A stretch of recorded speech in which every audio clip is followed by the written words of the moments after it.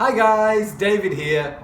In today's video I'm going to show you how to cut wooden wedges by hand for wedged tenons and such applications. Let's get into it.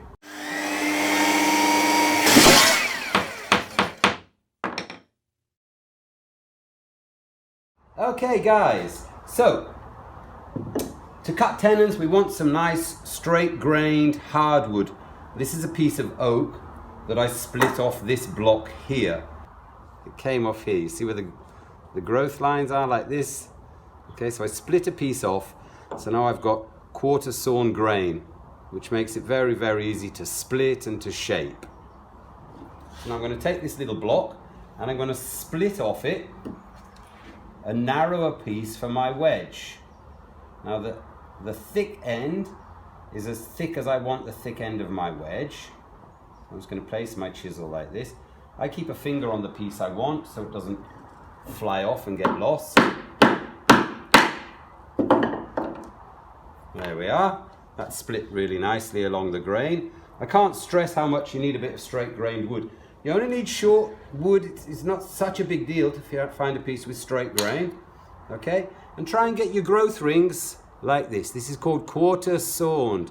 I'll do a video at some stage and explain all about wood to you. So you want your growth rings running this way. It'll be very easy to work with then. So now I take this little piece and I put it in this jig, which is just a chunk of wood with a step cut out of it and another step so I can hold it in my vise. If you don't have a vise, you can just put that on the edge of the table and you could clamp a block of wood here, and that works the same as this step, and you can work here.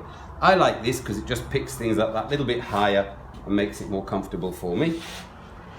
So now, what I'm going to do, I'm going to start removing material from this end of the wedge. So now I'm going to start taking off a bit of material from this end. Now it's quite a wide wedge and a wide chisel. If it's a bit too much work pushing the whole chisel through all of that, I can take off half from here and half from here, and slowly pare away like this.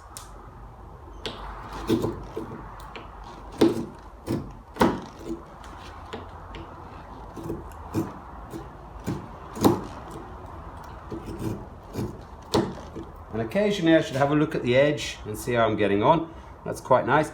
Now this end of the wedge I'm not concerned about. This is important to me. Afterwards, if this is a wedge tenon or something, I'm going to cut this piece off anyway.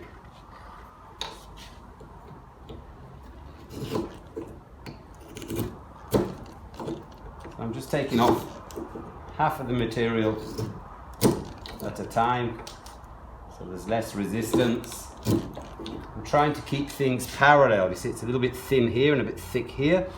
So I need to take a bit more off this side.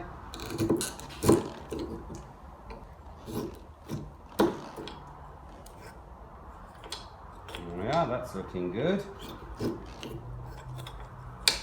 just keep flipping it over, taking a bit off each end, and then use the full width of the chisel to get the surface nice and flat.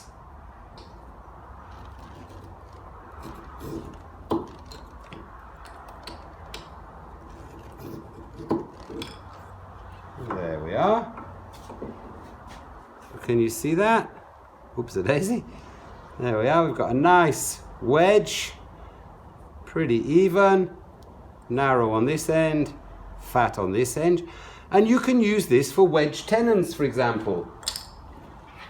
This is a wedge tenon. This is the wedge, this is the tenon.